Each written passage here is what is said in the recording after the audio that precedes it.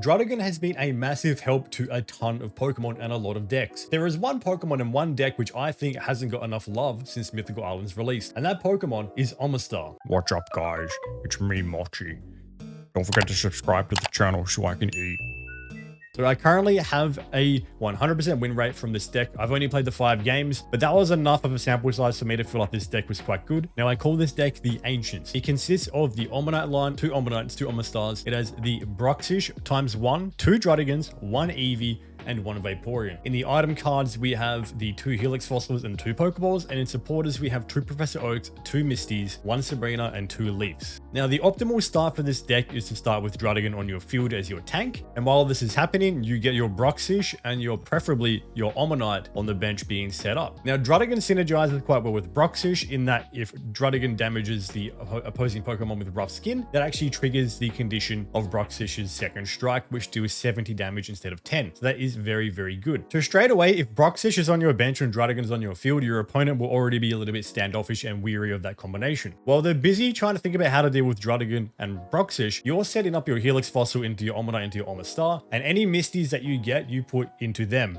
Unless, of course, you need to put it somewhere else. The ideal situation here is that you can also have your Eevee and Vaporeon on the bench being set up. If you get the perfect dream, the perfect scenario where you have a Druddigon, a Bruxish, an Omastar, and a Vaporeon, I've had a few games where I've actually been able to swap my energies from my on-field Omastar to my bench Omastar, retreat, and get the other Omastar on field, because there are situations where there's a monster like a Marshadow, where Marshadow has got the killing blow on the on-field Omastar, but I can swap it for a full HP Omastar off the bench and do the same thing and get the effect of Ancient Whirlpool. So there's a lot of play with 2 Omastars, but realistically, that's not going to happen too much. It's very rare to get both. 2 Misties is definitely necessary because this deck definitely needs the energies, and I'm actually running this as a multi-energy deck with fire and water because there are occasions when Druddigon can actually be very useful, especially in the current meta. Players often leave Druddigon alone, and sometimes that enables you to set up Druddigon for free because they're so scared of getting that 20 rough skin damage. They let you set Druddigon up to 3 energies, and Druddigon hits for 90, which is not nothing. The Druddigon can actually be quite good, so that is why I run multi-energy, because the threat of Druddigon can play some serious mind games on your opponent.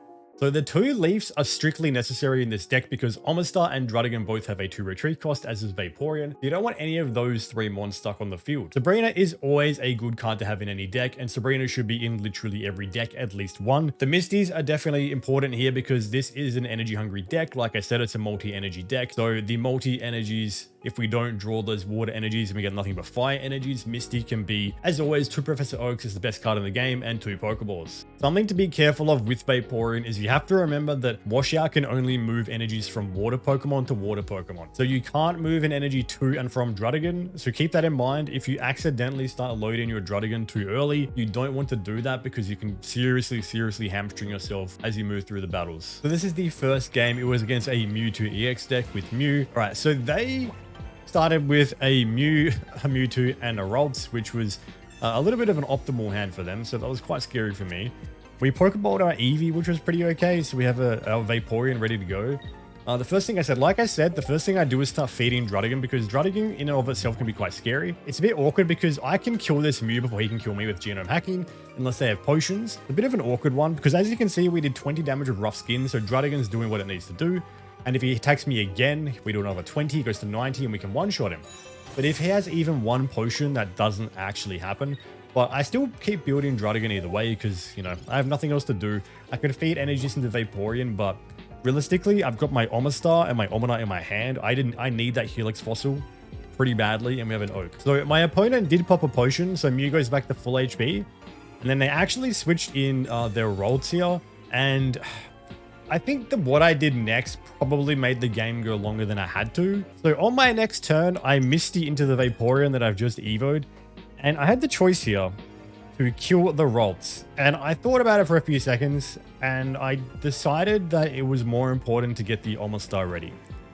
So I energied in the Helix Fossil, which I think was a bad decision in the long run, because I could have got a point early from this Ralts, and the next outcome is about to happen irregardless, in that they X-speed out and they take care of my Druddigon. So there it is, the X-speed in, the Mew takes my Druddigon out, puts me in a bit of an awkward position. Now I have to put my Vaporeon on the field. I do have a leaf already, so it's not too stressful, but it means that Mew takes me out in 2 turns. The good thing here is that this person has wasted a lot of time with energies in their Mew rather than setting anything up into their Mewtwo's. At the same time, like killing the Ralts there would have been the best play, but I have my water energy already on my Omanyte. I have another water energy coming up, and I've just oaked into my Bruxish, which is really nice too. So the Mew has some chip damage, as you can see, which is very nice for me because that means that Bruxish will do a full 70 damage. So over this turn, I'm able to set up my Omastar ready to attack. I'm able to leave my Vaporeon off. And the beauty about Omastar here is we can get on and we can do Ancient Whirlpool, which basically means that Mew can't attack us back. He can't genome hacking. They can't do anything. So Mew is banned from attacking for this turn. What that means is that their only recourse here is to take Mew off the field and Mewtwo down. What would have actually been better for me is if they actually had a budding Expeditioner, because it would have stripped Mew of all of its energies. Having the threat of a 3 energy Mew on the bench is always a bit of an issue for me that weighs on my mind as the game goes on. So they switch out their Mew, they bring on their Mewtwo, they get 50 damage into my Omastar, which isn't a big deal because straight away we can basically just restrict this Mewtwo from attacking us. So we straight away just gonna go for the Ancient Whirlpool, get Mewtwo down to 80 HP. He can't really do much else. We Pokeball in our second Druddigon, which is nice as well. So we can see a second fire energy in the energy zone. So we know we can't actually do anything with Bruxish next turn, which I think my opponent wasn't paying attention to my energy zone, because I think if you watch this, and we can analyze it together, there was a few situations where they probably actually could have taken the win if they were paying attention to my energy zone. I think they were playing too cautiously, and if they were watching my energy zone, they would have actually seen that Bruxish was kind of, you know, incapacitated. So my opponent decides to Sabrina me, which was a bit of a nothing move, especially because like I can't do anything other than just switch back in the Omastar. So I didn't really understand the Sabrina here. I'm not sure if maybe they're a newer player and they thought that maybe Sabrina and Omastar off field would clear the can't attack condition from Mewtwo, but they still can't attack. So then they start doing something which I was like, oh, that's actually really good for me. And they brought in their second Mewtwo. So this is kind of a strange move because they can't do anything. And what that means is I can switch back in and get another 70 damage a chip into another Mewtwo. So I come back in with Omastar, we get the 70 damage down, and suddenly our friend here has got a Mew on 60 and 2 Mewtwo's on 80, which is kind of not a good situation for him. So I just want to pause here. This is the exact moment where it looks like my opponent could win the game. My opponent in this situation could retreat their Mewtwo to the bench, bring the Mew in. Mew would genome hacking Ancient Whirlpool, hit Omastar to 20 HP, and Omastar can't attack. I have no energies on my Bruxish, on my Vaporeon, on my Druddigon. I have no energies on any of those Pokemon, so I can't switch out with my Omastar and kill the Mew. So you would think that that would be something he could do. But this is where Vaporeon's ability Washout comes in handy, because if that does happen, all I have to do is retreat to the bench with Omastar, put Bruxish on field, activate Washout, and transfer an energy from Omastar to Bruxish, and Bruxish can take out Mew. So this is where Washout and the Vaporeon play a big part in this game and in this deck in general. So all they do in this turn instead is put 3 energies into this Mewtwo, which was like a bizarre decision because I'm just going to attack it again. And I mean, I'm not running Giovanni in this deck, but Giovanni would have been pretty good right here. I'm just going to start spreading my energies around here. All I really care about are water energies because of Vaporeon's ability. So we get this Mewtwo down to 10 HP, and now our friend is definitely switching Mewtwo out. The thing here is the threat of a 4 energy Mewtwo on the bench is still a bit of an issue, because if I take something out, it can come on and kill me.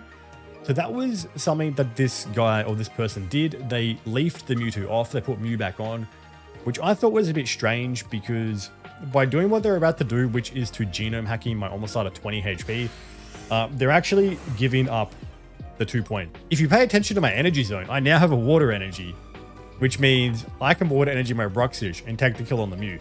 At the same time, we also picked up a Misty, which I'm not going to use this turn.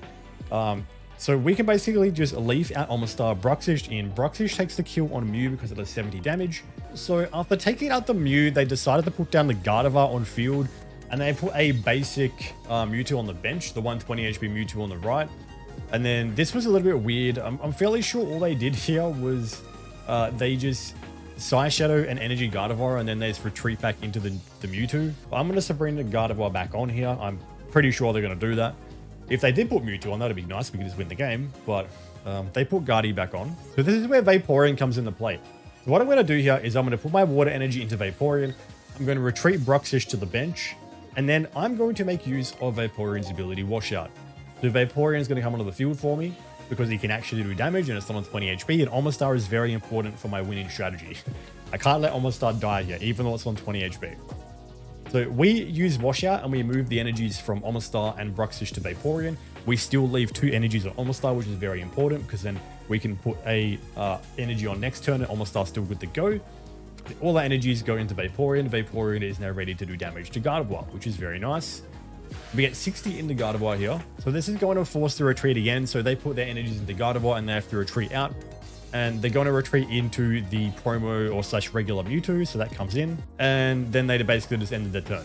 So now I get my energy back into Omastar. Omastar's ready to go. We get the Misty down. I want at least 1 here just because the 1 is important.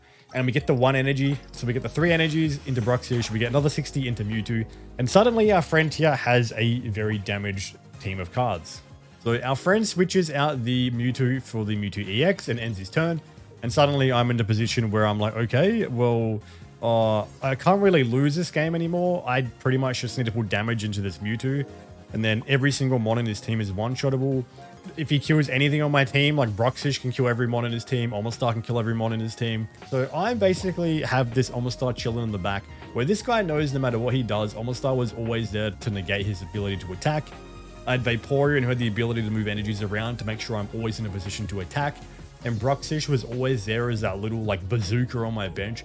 70 damage, 70 damage, 70 damage. That's always just in the back of their mind. And at this point, my opponent has nothing else to do. They played their full turn to waste time, which, you know, you can see there's only 9 minutes 36 left on their timer. I think my timer had 14 minutes left. So they've obviously wasted a lot more time than me in this battle. I'm pretty quick with my thinking. But yeah, we got the win and it was a pretty fun game, honestly. Well, that is it, guys. I'll leave it there. I don't want a long video. Thank you guys so much again for watching another one of my deck videos. I am very passionate about putting out quality and off-meta decks for this game. I think this game is a lot of fun and I love seeing off-meta decks being made and being pushed. If you did enjoy this video, do not forget to like the video, subscribe to the channel, hit the notification before the next one. And please, man, if you want to drop a comment, drop a comment. I love interacting with you guys. If you have any questions, if you want to tell me how bad my deck is, whatever you want to do, just drop a comment. I'd love to have a chat. Also, we do have a community Discord, which is in the description, and the deck link will be in the description as well. So please check both those out. But thank you guys so much again for watching. Goodbye from me. Goodbye from my little loaf of bread. He looked at the camera. He knows the bit, and I'll see you guys on the next one.